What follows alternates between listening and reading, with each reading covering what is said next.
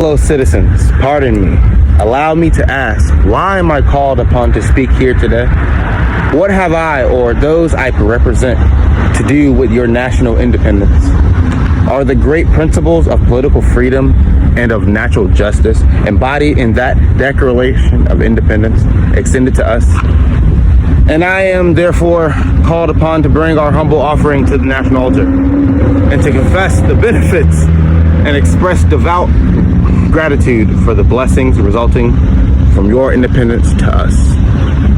Would to God, both for your sakes and ours, that an affirmative answer could be truthfully returned to these questions. Then would my task be light and my burden be easy and delightful, for who they're so cold that a nation's sympathy would not warm him? Who so adorant and dead to the claims of gratitude that would not thankfully acknowledge such priceless benefits? Who so stolid and selfish would not give his voice to swell the hallelujahs of a nation's jubilee when the chains of servitude had been torn from his limbs? I am not that man. Fellow citizens, above your national tumultuous joy, I hear the mournful wail of millions whose chains heavy, grievous yesterday, are today rendered more intolerable by the jubilee shouts that reach them.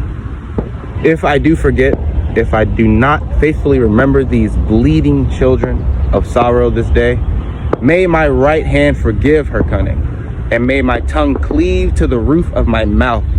To forget them, to pass lightly over their wrongs, and to chime in with the popular theme would be treason most scandalous and shocking, would make me reproach before God and the world.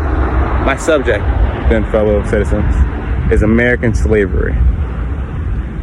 I see this day and this popular characteristic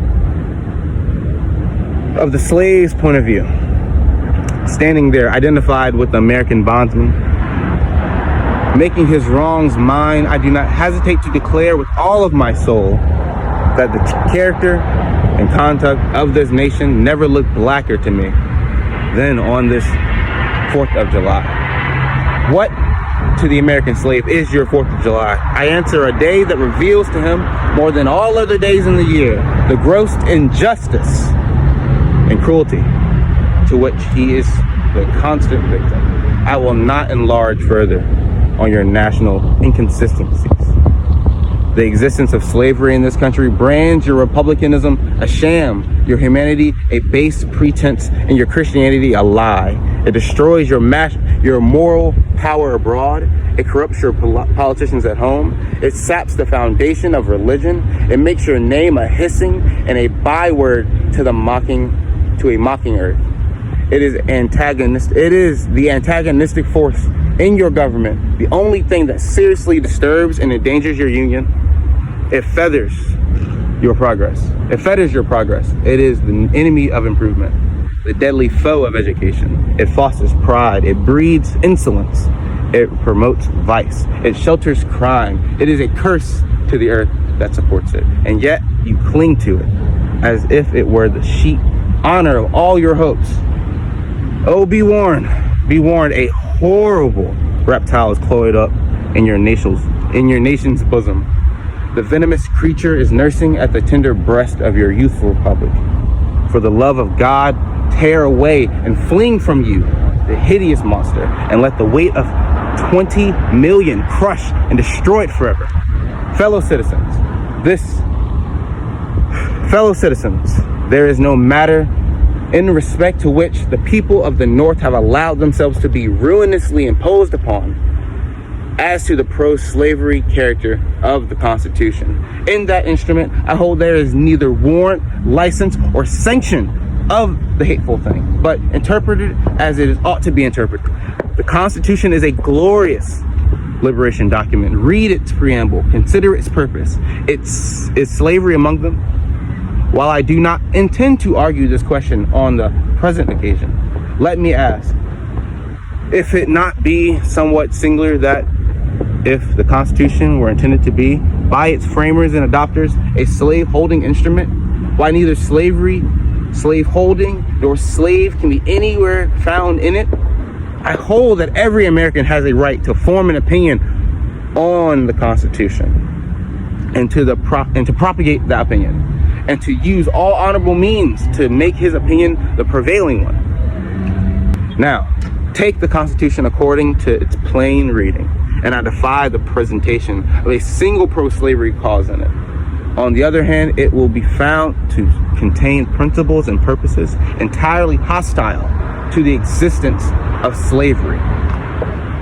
Allow me to say, in conclusion, notwithstanding the dark picture I have this day presented of the state of the nation, I do not despair of this country.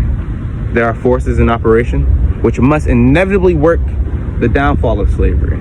The arm of the Lord is not shortened, and the doom of slavery is certain. I, therefore, leave off where I began, with hope, while drawing encouragement from the Declaration of Independence, the great principles it contains, and the genius of American institutions. My spirit is also cheered by the obvious tendencies of the age. What is the 4th of July to any American? Truly.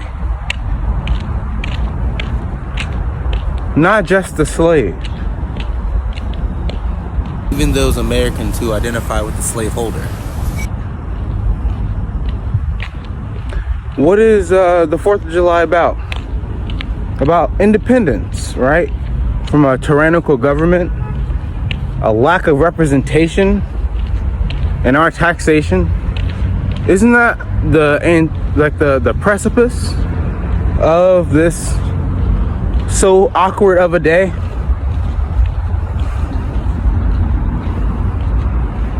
Truly, the slave Mr. Douglas was referring to still exists in our prison systems, and apparently in West Virginia as well.